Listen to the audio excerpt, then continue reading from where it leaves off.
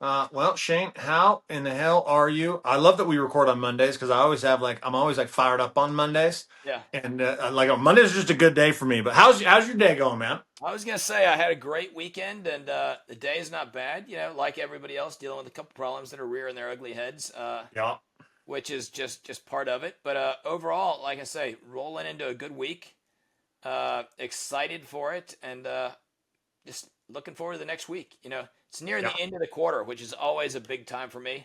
I Hmm. one, I mean, our firm we distribute at the end of the quarter, but I also look back and say, how did I do? How are we doing overall? Are we Yeah, making money, we grow and we shrink, all of that at the end of the quarter, and then new targets for the next quarter. So I get excited the closer we are to the end of that, and then usually very excited the first week of the new quarter kind of deal. yeah, yeah. Well, it So, is. It's well, dude. You know what's so crazy? That's like a man-made oh, time it is. frame that we put on ourselves. Like, and I think one of the things I love about what we do here at Legal Edge is that we have manufactured a way to kind of synthesize that every Yeah. week in a way that you can keep that energy going. Because I completely agree. You get to the end of the quarter and you're either happy on fire because things are doing well, or you're lighting fires Yep. under your team because shit's not where it's supposed Right. to Well, be. yeah. I mean, that's like we've got monthly metrics all over the place in the firm, right? And Yeah. our associates do as well, monthly targets and goals. I mean, our sales team has monthly targets and goals, Yep. and like you say, it's all manufactured because you could have your 30 days any time period in there and measure it. It wouldn't matter, Yeah. but yet we're on the calendar, and I myself have tried to move it. I've been in some masterminds and business groups, and they're like, "Hey, we're going to do from the 15th to the 15th because that's our hits our cycle," and it doesn't Right. work for me. I Yeah. tried it for like I don't know a long time, and I finally just gave up and said, "You know what? Even if your cycle is the 15th to the 15th, you're going to get the last half of this month and the first half of the next month because my brain could not do it." Yeah. Especially on the quarterly stuff, right? Because they were like, we'll start like 3 weeks in, and then 3 weeks after the Hmm. quarter. I'm like, dude, I get paid once a quarter. I get paid on the quarters, so Yeah. all of it, everything in my life is tied to that. Yeah. Well, dude, I think we're all wired that way. Dude, you think about New Year's resolutions, it's on the new year. Even Yeah. down to people who have this shitty mentality of my diet starts Monday. Yep. It starts Monday. Right? Why? Because Monday's the first day of the week. Like that's why it's weird to start something on a Wednesday or Good mid stuff. quarter or mid month because you're like, well, I don't. Yeah, yeah. It's a weird frame under. So yeah. So anyhow, that kind of points to the subject. If you didn't listen to last week's show, go tune into last week's show. We are doing a series here of podcasts over the next couple of weeks. It'll be next couple of months actually on how to make sure that you're building the firm that you actually want to build, and if you've built one, how to reframe and pivot it to actually build it to what you ultimately want. And we're kind of getting into the weeds with it, which I think is Yeah. for a lot of people going to be good because a lot of times you build by default, not by intention, and you Right. get yourself into trouble. And so, if you didn't listen to last week's show, go listen to it. That was the first one of the series where we dove into the niche. What niche are you in? But today we're gonna have a slightly different conversation. And Shane, I'll let you go ahead and introduce it as we talk about the firm you're going to create. Yeah. And I think it is always good, like you say, if you don't have any kind of plan at all, then you build by default, which a lot of Yep. times is not what you want, and you end up going in directions that you don't have any interest in. So I think it bears some time to think about, 5 years from now, even 10 years from now, what kind of firm do you think you want? And this is the nuts and bolts kind of stuff, right? Like employees, do you want a bunch? Do you not want any? Do you want it just you? Do you want partners? How do you want it staffed, right? Is it a fully staffed? Is it virtual? Is it, are you looking for a small place or a large place? Or are you looking for a lifestyle law firm? And, one of these where you work a couple hours, a couple hours every day or 3 days a week or even 5 half days or something. Is that what you want? Or are you looking for a litigation heavy practice, or full-time job? Like I was looking for a full-time job, right? Yeah. So when I started the firm, I I mean, I had some of these worked out from where I'd been somewhere else. I knew I wanted full support staff and versus, a place that was smaller and maybe didn't have as much support staff or where I was doing some of the copying and the bill and record requests. I didn't want that. I wanted only to be doing attorney stuff. And Hmm. I knew that, I mean, I wanted a bigger firm, right? That was my plan. just from one conversation I had with somebody else. At first, I wanted a small firm. Then he goes, "Why the hell would you want a small firm? Why wouldn't you want a big one?" I was like, "Heck, I don't know. I can't come up with a Yeah. good reason why not." So then I pivoted towards a big firm. Uh, are you going to have, and for lawyers, are you going to have other associates? Are you going to have partners? These thoughts have to go through is what do you want so that you're building one, so you have some of these conversations worked out, you know where you want to go, right? Obviously, from day one, you're not going to be able to say, well, this is exactly what I want and map it out how to get there. I mean, you could, it'd be tough to do. Um, You'd be wrong. You you could wouldn't be wrong. try. You could try and map it out, but you would be wrong. But I Like no think matter what. but I think you can answer some of these questions though, right? Or at least Yeah. have what you think you want. And Yeah. and it may change, but you've got an idea, right? Like the What? support issue. That's the huge part, right? Is do you want support or are you like an attorney only kind of firm? And if Yeah. you're having support, what's that look like? Yeah. But we've got a client right now that he is down in Southern California, does a great job, divorce attorney. And he is just now, he's been an attorney for 20 years. He's owned his own firm for 20 years. And he is just now getting to where he's like, okay, I'm going to hire somebody. So he's bringing on a part-time paralegal. First time he's been, but that was by design. But then he got to a point where he's like, you know what? I think I do want a little help. And so he had that intention when he started. Though he was like, you know what? I don't want a big firm. I don't want whatever he thought was going to come with it. Right? He's like, I Right. just want a job that I control. I like having my hand in it from when they call in from the lead source and I work with them all the way through it and I get them their documents and I'm working with them. And so he works with few cases, but that was what he wanted. Right. Yeah. So he built it that way with intention. Whereas I've got another client I work with that he's almost in a similar place, but that's not what he wanted and Mm. now he's completely stuck and he doesn't know how to because now he's working 60 70 hours a week because he has to because he's trying to grow but he realizes I can't grow this way but now he doesn't have time. That's his Yep. excuse, right? I don't have time to then go back and try to start it over where it's interesting because what we're talking about today, like what a different world it would have been for him had he had that thought in the beginning, right? Yeah. If you know what you're going to grow to. And I agree, there's no way you know the whole map.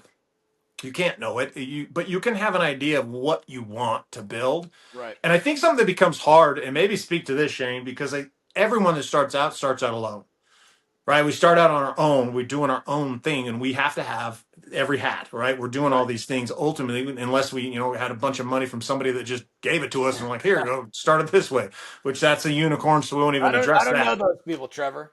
I don't Most either. That's why I'm like, they're unicorns. I've heard of it, but I've never seen it happen. But so the rest of us normal people that have to do it that way, the bootstrap way, right? It's sometimes I think it's hard to have the vision, right? So if I wanted the vision when I'm starting out and I want a firm like yours, right, that has 150 employees and you've just got this whole this empire of right. attorneys and this is what you have. And if I'm starting out on my own, walk me through how do you mentally you're nowhere near that, Right. and that seems so far away. How do you how walk me through what you would suggest to somebody who's in that place because I think you could get in your own way Yeah. and you would say well maybe I don't want that because you can't comprehend it, so then you say you want something else that Yeah. actually isn't what you want. Well, and like I'll say like the conversation I had, right? I was talking to somebody. I was about to go out on my own, and they're like, "Well, what do you want the firm to be?" And I said I was looking for a little firm that made maybe $100,000 a year. Me and one other person there, and we just operated right off one of the interstates down here. And he looked at me, and this is probably one of the biggest dreamers I knew, right? And he was like went to a big university, was in the fraternity, his parents had money kind of deal. So I think they bred into him always think bigger, right? Right. And he was like, why the hell would you want that? Why would you not want to compete? And with the basically back then it was about 100-person firm we were at, and he's like, why wouldn't you want to compete with those guys? And I was like, I don't know. Why would I not? And the idea on the money, that would have been a massive pay cut for me. It would have been cutting my pay down by like 60%. So I don't know Right. why the hell I thought that was a good idea. You're like, here, I have an idea. Let me go take on all the pressure and stress of owning my own firm and make half the money. Yeah, I mean Sign me up. I'm in. it's and that was the idea. But then he challenged me like compete, and as soon as I could visualize what it was, I was like, yeah, I'm in. That's what I want. That's really Yeah. what I want. Because I never really wanted a smaller firm. I just hadn't bought into that I could build something bigger, right? Yeah. So for me, I just needed him to challenge that idea that I could, and then I was like, well, heck, maybe I can do this, Yeah. And but I knew, like, as a lawyer, I already knew the things I didn't like to do, right? Yep. I don't like to make copies. I don't like to order bills and records. I don't like to stuff envelopes, right? These are all things that to me were not the best use of my time. Yeah. So I knew going in I had to have some level of support. And then the question is, all right, what does that support look like? Um, Hmm. and for me, it was people, full time in the office kind of deal, right? And I continued to add. So I would overload them, and then when that person was getting too busy, I would like, okay, let's add another. Yep. And I also knew I didn't want partners, right? That was I knew going in. Now I had some people who were entitled to like profit sharing, but they didn't have equity. Hmm. I knew that I didn't.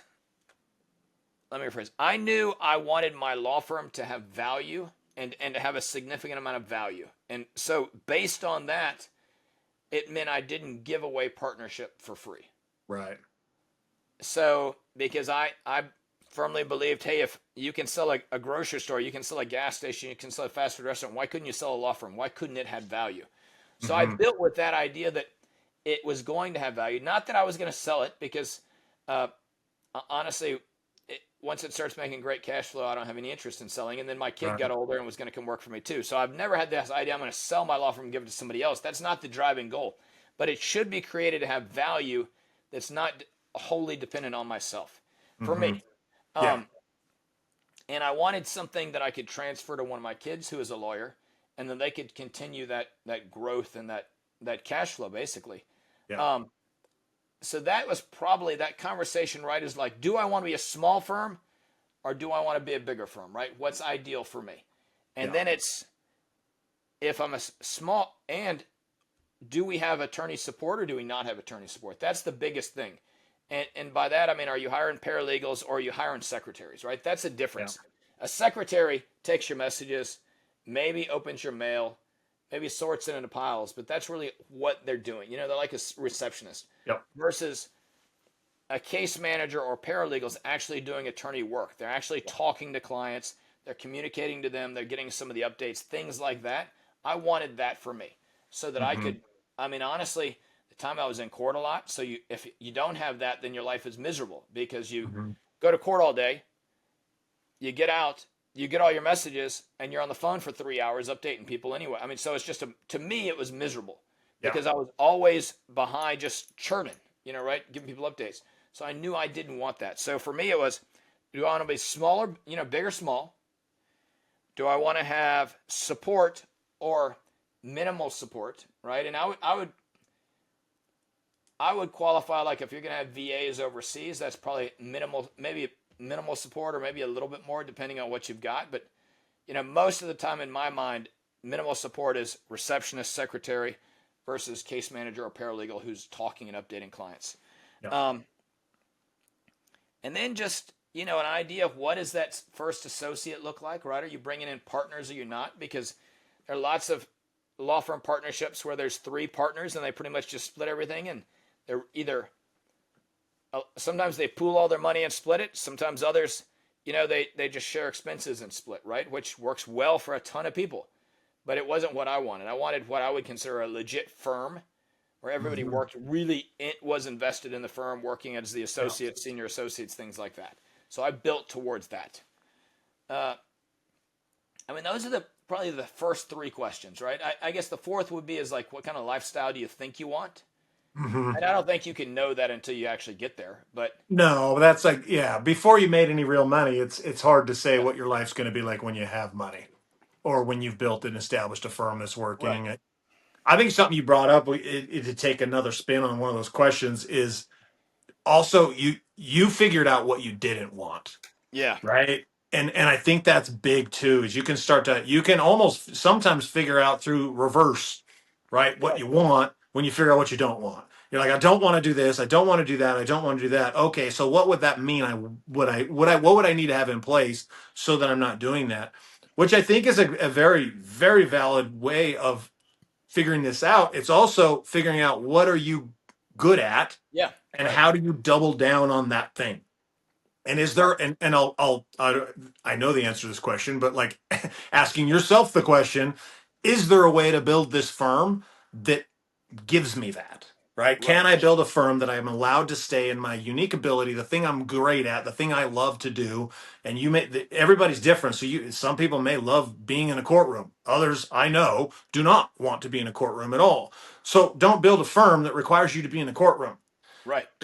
Don't do that. That's silly. Even though there might be money there, there's money in any way you decide to build it. And I think that's the key too, is realizing that, hey, when I do this, I think it also will help you understand forecasting, right? If you're going to be in a position where you're going to have to lead and manage people, and right now you're like, wow, I've never managed someone, I've never really led anyone this way. Well, cool. That means there's a skill set you're going to need to learn, which kind of gives you a roadmap of the skills you need to develop as you go along, realizing, oh, I need to learn how to mentor people. I'm going to need to learn how to manage people. Oh, I don't know much about systems or processes because I've always just kind of done it myself. It's Right. always intuitive to me. Oh, so I'm going to have to learn how to translate that, or I'm going to have to get someone on the team to translate that to ultimately build to the firm. Do you think if you were to look at it, in my mind, just thinking, right, if I were thinking size, is that a pretty big driver of then what you would have to do in order to build it? Meaning you could fill the input in. Meaning one of those first questions is how big do you want your firm to be? I think it'd be tough to plug in numbers, right? Like, say, I want Right. 100 people or I want 5 associates. I mean, that's pretty, that would be super tough to do. Yeah. But I think the break even sort of like a small firm is usually going to be like 3 lawyers, maybe 3 to 4 lawyers kind of deal, and 2 or 3 support staff each at most. But most of the Hmm. small firms with the model I've seen where there are 3 lawyers, they don't have full support. They have Yeah. 3 lawyers, and then they have one shared receptionist or shared secretary, and maybe one paralegal they share. That's sort of the small. So you're really choosing: am I going to be small, or Hmm. am I going to be big? And big may change. Big is, I mean, most people would probably say 5 to 6 lawyers is big, but for me it's more like 8. I think 8 lawyers is big, and then it transitions to full support staff, right? Like you Yeah. could have a big law firm with no support, but it would be, it would be. I think that would be very stressful for me because it'd be Yeah. chaos all over the place. All the Uh, time. Yeah. but I think it's a big or small, and that support or non-support, those are decisions you can get a feel for, right? And because like one of my associates, if you were to ask them, hey, would you want to have if you had your own firm, would you want it bigger? They'd be like, small, definitely. I wouldn't, Right. I don't want anybody else, the leaner I could go, the better, right? If they didn't work for me. Um, Yeah. just because they don't, I knew one guy, he just hated people, right? So, he didn't want, which was odd that he was a lawyer, but he Yeah. didn't want anybody working for him, right? He had one person, and he only wanted to grow up to where him and that person were busy. And Hmm. if I told him, hey, if you take one more client, you're going to have to hire another support person, he'd be like, nope, kick the client out or get rid of somebody, because he already knew he didn't want to do that. He Yeah. trusted this one person. He'd had this secretary for 20 years. She was all he wanted.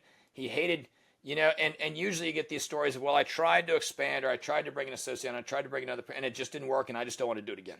Yeah. Uh, so I decided small or large, and I decided large, and I decided, no support, minimal support, or full support, full support. I knew Yeah. those things going in.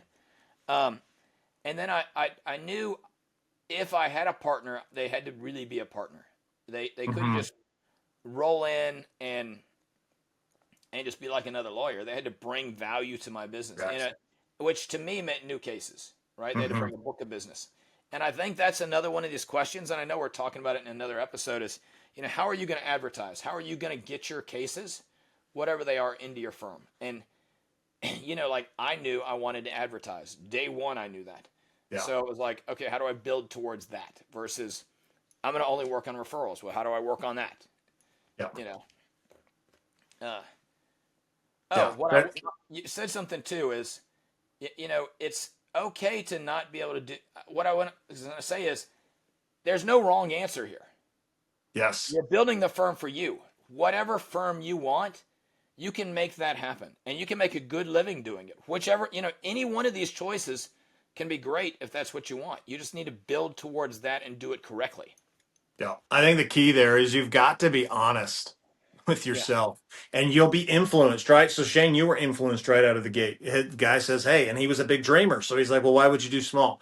Right. But because you didn't have a good answer for it, it actually opened you to a possibility of what you really wanted. it did. Right. And there was probably fear involved in you wanting a smaller firm. It's easier to say that, right? In that frame, you're like, oh, well, it's less risk, maybe you think it's less scary, whatever it is. Yeah, But I think that's the key is being able to be honest and being okay with what that decision is. right. And And that, yeah, I mean that's the huge part. You're building whatever firm you want. Like that, we as attorneys we get tons of pressure to say, I want to be in court. right. That's sort of the big tough guy superstar answers. I want to build a practice where I'm in court. I want to try a bunch of cases. Maybe you do, maybe you don't. You Hmm. know, I had a partner who had a heart attack trying a case. He shouldn't be trying a bunch of cases. He shouldn't be Yeah. trying super stressful cases because he had a heart attack at like 35. You know, that's not a good plan long term. No, no. Well, yeah, that's a short-term plan for sure. Yeah. But there's no wrong answer. Yeah, and I think that's the key. You have to let go, but it's tough sometimes though, because I get it. You're gonna feel pressure from family members. You're gonna feel pressure from just colleagues, people that you went to school with. You're gonna feel this pressure of what it is, but this is where you really want to spend some time. And for those of you who have already established, let's say you're like the second client I referenced to, who's now having to kind of backpedal and rebuild into that space. Like it's okay. Like still be honest. If you've done it and you've built it into a way you didn't want, or maybe you started out of the gate and you're like, I want a small firm, and then you got to the small firm and you're like, this isn't what I thought it would be, and I want something different. You always have this moment, and you're never stuck in a decision that you made. You're never stuck in this environment, and you can always change the map. I think the big key here is what we're really hitting on today is you need to have a map. Like you need to have a direction at least. You're not going to have a GPS with every coordinate aligned along the route, but what you will have is kind of the destination of where you think at the time with the basic of who you are at that moment, what you want, and then you start building the map towards building that future, but you do it with intention. It doesn't accidentally happen. You don't do it because someone else told you to do it that way. You do it because you honestly want it and you're honestly willing to do what's required to do that thing, whatever it is. You will be happy, fulfilled, successful if you can get that one thing. It doesn't matter what size your firm ends up being, or how much money you end up making, or how many people you end up helping. It'll come down to, are you living inside of your truth? Did you build the business you actually wanted to build? And if you didn't, I don't care how much money you make, you will find yourself in places that we have seen plenty of people, both Shane, you and I, where Oh yeah. they are doing nothing but sedating their reality. They make lots of money. They're doing lots of great things according to what the world sees. And when you close the door, they are lit up on drugs and alcohol constantly to just erase or to ignore or to try to escape the life that they built for themselves. And so if you're finding yourself in that place right now as you listen to the show, that's okay too. It's being honest about it. Because even then, no matter where you're at along the path, you have the ability to make a pivot and a move and create a new pathway forward.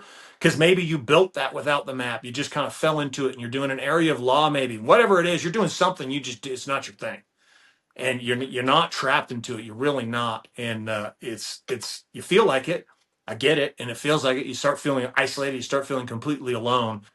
We actually have a free training over at legaledgecoaching.com that if you head over there, we'll get you access to the free training that helps address this thing, right? It helps kind of stabilize the foundation so that you can start to make these kind of choices for yourself. Whether you're just starting or whether you've been going for 20 years doesn't really matter because you still have this foundation that needs to be set in order for you to have the strength and the courage to be able to be honest with yourself and be honest about what it is that you want the rest of this time you have on this rock called Earth. What do you want with? What do you want from it? What do you want to actually build? What do you want your life to look like? What do you want this to be? And so we put that free training together, Shane and I, just to help with that, So if you want to get access to that, again, head over to legaledgecoaching.com for that. Other than that, Shane, any final thoughts on this firm and what you want to build? No, I think the key is, like you said, though, one of the main parts is if you've already started building, that's okay.